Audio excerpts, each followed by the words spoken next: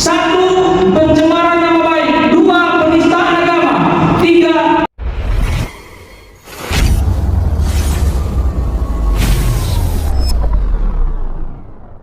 saya dipercayakan untuk menyampaikan renungan pagi ya buat kita semua dan termasuk untuk saya juga dengan tema praktis yang saya ambil dari teks, yaitu tunaikan tugas pelayananmu. Tunaikan tugas pelayananmu. Nah, kita akan baca di dalam 2 Timotius pasal 4 ayat yang kedua. Silakan Bapak Ibu bisa buka Alkitab 2 Timotius pasal 4 ayat 2. Beritakanlah firman. Ya, apa tugas kita di situ yang harus kita tunaikan?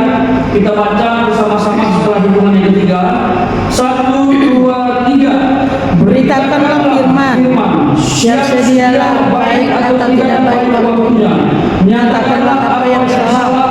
Tegurlah dan nasihatlah dengan segala kesabaran dan pengajaran. Oke, hari ini kita akan bicara tentang tugas panggilan pelayanan atau tugas yang dipercayakan Tuhan untuk kita tunaikan, untuk kita kerjakan, untuk kita laksanakan. Apa itu? Yaitu memberitakan firman Allah. Jadi memberitakan firman Allah adalah tugas panggilan kita. Sifatnya kontrak mati. Tidak ada alasan ketika kita sudah dipanggil Tuhan untuk menunaikan tugas ini kita mundur di tengah jalan atau berhenti sampai akhir hayat. Nah, tunaikan tugas panggilan pelayanan, memberitakan firman Tuhan. Seharusnya itu menjadi kesukaan kita. Firman yang harus diberitakan di sini dengan makna lain adalah kita korbankan. Kita harus korbankan firman itu. Baik itu dalam kondisi senang, susah yang kita alami, kita harus beritakan. Dikatakan dalam teks itu sedialah baik atau tidak baik waktunya. Begitu sekali waktu yang dikatakan di sini menggunakan kata kairos. Ada 3 jenis waktu yang digunakan oleh Allah dalam Alkitab. Yang pertama kronos, itulah jam yang kita pakai, yang bergerak secara terus menerus dan tak mungkin mundur. Yang kedua kairos. Apa itu kairos? Itu adalah waktu yang tepat, waktu yang penting, waktu yang benar, tetapi ketentuannya Tuhan yang ngelakuin. Kita nggak bisa prediksi, itu kairos. Jadi artinya kita memberitakan firman ketika waktunya tepat. Nah, bagaimana kita bisa mengukur waktu yang tepat? Kita memberitakan firman. Kita harus menggunakan hikmat. Tidak sembarangan memberitakan firman. Apalagi kita tinggal di negara kita yang luar biasa kerasnya untuk hamba-hamba Tuhan, untuk orang-orang percaya. Salah bicara langsung dijemput. Saya ngomong apa adanya.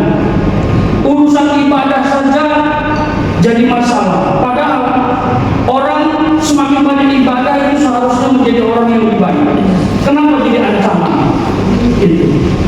Jadi mari beritakan firman Tuhan itu dengan baik sesuai dengan waktunya Tuhan.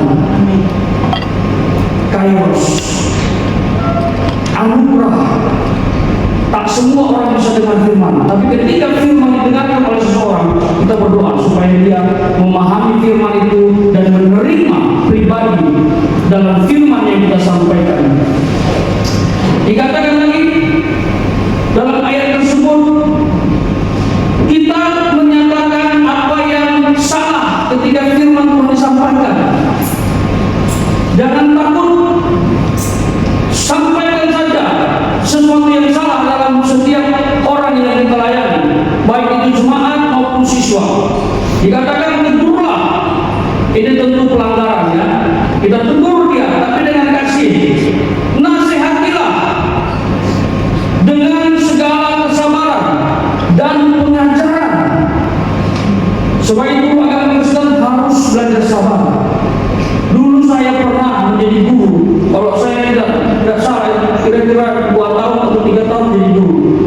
ketika ada siswa yang saya ajar ribut, tidak menghormati saya, tidak mendengarkan saya pukul meja Bapak Ibu.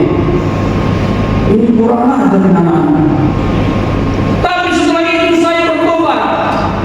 Ketika kelas tidak hidup, ketika kelas tidak antusias, itu kesalahan saya, bukan kesalahan mereka. Karena saya tidak menarik mengajar, makanya mereka ribut. Makanya mereka tidak dengarkan saya. Kok saya ekstrim malah pukul meja?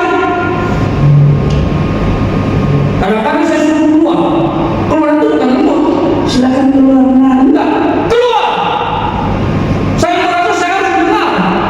Ternyata saya evaluasi itu menyakiti hati mereka. Justru mereka nggak mengenal Kristus. Jadi kita menegur, kita menasihati harus dengan kasih dan kesabaran, amin. Dan pengajaran itu artinya sesuai dengan Alkitab. Jadi tunaikan tugas panggilan saudara dengan baik. Tunaikan tugas panggilan saudara, yaitu memberitakan firman Allah. Nah, ada beberapa hal mengapa kita harus menunaikan tugas panggilan dan firman Allah harus diberitakan berdasarkan teks. Kalau kita lihat di ayat pertama, mengapa kita harus memberitakan firman Tuhan itu? Karena ada penghakiman. Di ayat 1 dikatakan, dan di hadapan Allah dan Kristus Yesus yang akan menghakimi orang yang hidup dan yang mati, aku berpesan dengan sungguh-sungguh kepadamu demi penyataannya dan demi kerajaannya. Ada penghakiman buat manusia yang hidup dan yang mati kelak, Bapak Ibu. Bapak Ibu masih tahu apa yang dimaksud dengan penghakiman. Dan suatu ketika semua akan masuk ke sana. Yang tidak percaya Tuhan masuk dalam penghakiman tata putih untuk memastikan nama mereka tercatat dalam buku kehidupan dan mereka masuk neraka. Bagi orang percaya masuk pengadilan, tata pengadilan Kristus untuk pembagian mahkota. Ada pengadilan. Orang yang dipertemukan dengan kita harus mendengarkan firman. Keputusan yang mereka ambil itu langsung bypass kepada pengadilan. Ketika mereka menolak, maka pengadilan yang mereka hadapi adalah pengadilan tata putih. Ketika mereka percaya, mereka masuk dalam pengadilan tata Kristus. Bema bersama Kristus sebagai mempelai pria dan kita mempelai wanita. Dan ini dipertanyakan dan ditertawakan oleh banyak orang bahwa di surga itu ada kawin mengawinkan. Pertemuan mempelai pria Yesus dengan mempelai wanita gerejanya. Mereka tidak paham ini adalah kiasan. Karena hubungan yang paling intim di muka bumi adalah pernikahan. Makanya Tuhan menggunakan kiasan pernikahan. Sebagai mempelai pria adalah Yesus, mempelai wanita adalah gerejanya. Lalu yang kedua, mengapa kita harus beritakan firman? Ada ancaman pengajaran tercatat dalam ayat yang ketiga sampai yang kelima. Apa ancaman pengajaran itu, saudaraku? Yang pertama adalah ajaran sesat.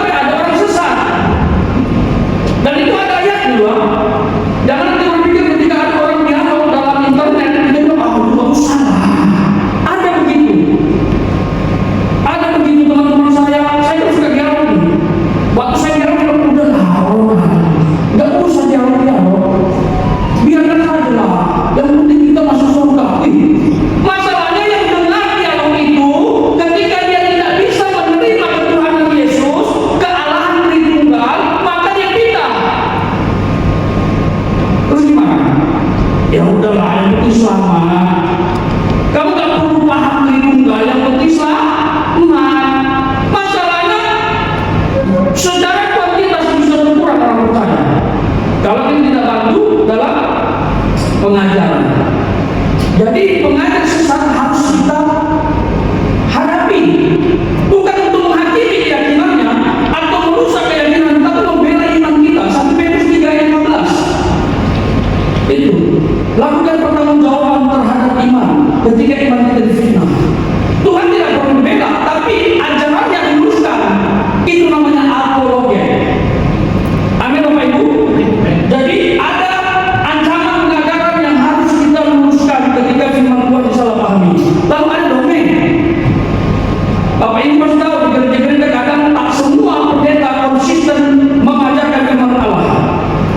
Dia sisihkan dongeng dengan harapan jemaat tertawa.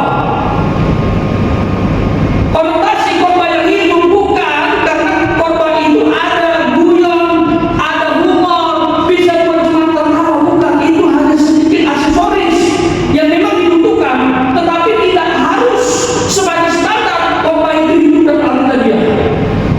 Khotbah yang hidup dan alkitabiah itu firman yang kita kali eksegesis namanya. Itu. Jadi hati-hati, jangan sampai kita menyisihkan dongeng-dongeng yang nggak jelas, yang sebenarnya tidak berdampak pada pertumbuhan iman. Makanya firman Tuhan itu diberitakan dan konsisten dengan panggilan pelayanan kita. Amin, Bapak Ibu. Lalu yang ketiga, mengapa firman Allah harus diberitakan berdasarkan teks? Satu berikut adalah ada pengharapan mulia. Itu dalam ayat yang ke-6 sampai 8.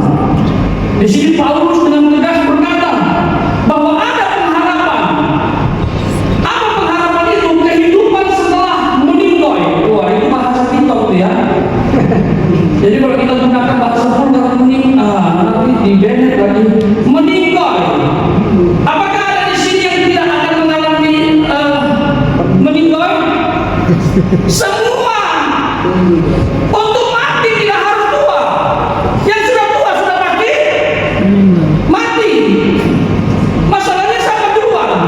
Ada yang mau duluan? Bapak duluan. Saya nggak masalah. Saya tidak egois. Saya bukan paling berani nggak apa-apa. Biar kita Sendiri saya paling berani nggak apa-apa. Untuk hal kematian akan vulgar kan? Untuk hal meninggal saya siap paling makan. Sekalipun itu surga. Kenapa? Saya masih ingin melakukan yang terbaik untuk Tuhan. Jangan sok rohani, ya kan? Dijemput betul nanti. Tapi konteks Paulus berkata luar biasa dalam teks yang kita lihat ini, ayat ke-6 sampai 8 itu karena memang dia sudah banyak melakukan karya, sudah melakukan 4 perjalanan penginjilan sampai ke Roma, dan bahkan sudah disiksa hampir mati. Makanya dia mengatakan dengan tegas apa?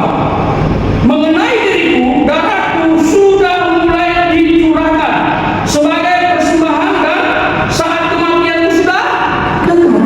Luar biasa loh, hamba Tuhan dia tahu memprediksi kematiannya. Bahkan di teks lain dia katakan apa? Hidup bagiku adalah Kristus dan mati adalah keuntungan. keuntungan. Kematian adalah keuntungan. Masuk dalam kehidupan setelah menyelesaikan tugas kita. Itu. Lalu dikatakan lagi, aku telah mengakhiri pertandingan yang baik. Aku telah mencapai garis akhir dan aku sudah memelihara iman. Makanya Paulus sangat semangat ketika tugas pelayanannya selesai, dia menghadap Bapa di surga. Tetapi firman ini diberikan kepada kita semua. Apakah kita sudah menyelesaikan tugas kita dengan baik, mencapai garis akhir, memelihara iman? Itu kita renungkan. Kita harus bisa seperti Rasul Paulus, rasul yang dituduh sebagai rasul palsu. Tidak ada orang yang punya hak untuk menggugurkan kerasulan Paulus dengan dalil bukan Yesus yang bertemu dia di jalan menuju Damsyik. Itu pribadi lain. Karena Yesus pernah berkata, aku naik ke surga akan datang seperti ini juga. Ketika ada sosok yang menampakkan diri di padang gurun menemui Paulus, itu bukan Yesus. Menurut kamu, itu Yesus Kristus dalam sinar kemuliaan. Karena konteks dia datang lagi seperti dia naik. Itu konteks rapture. Kedatangan kali kedua untuk menjemput orang percaya. Jadi ini yang perlu kita renungkan Bapak Ibu. Ayat 8 terakhir. Sekarang telah tersedia bagiku apa? Mahkota kebenaran yang akan dikaruniakan kepadaku oleh Tuhan, Hakim yang adil pada harinya, tetapi bukan hanya kepadaku, melainkan juga kepada semua orang yang merindukan kedatangannya. Bapak Ibu merindukan kedatangan Tuhan? Amin. Kapanpun dia datang siap. Walaupun banyak yang harus kita tinggalkan, karena kehidupan kita yang sebenarnya adalah bersama Tuhan. Itu yang paling spesial, paling spesial. Nah, terakhir saya tutup dengan dilema kita, yang dimana kita punya tugas panggilan yang harus kita tunaikan, yaitu memberitakan firman Allah. Tapi kita ada di keramaian, di komunitas yang kadang-kadang nggak bisa terima firman. Sensitif sekarang, baik offline maupun online, sensitif sekali, gampang sekali kita diciduk. Saya sendiri berkumpul, tapi saya harus beritakan firman. Di tempat saya mengajar, banyak yang bukan Kristen.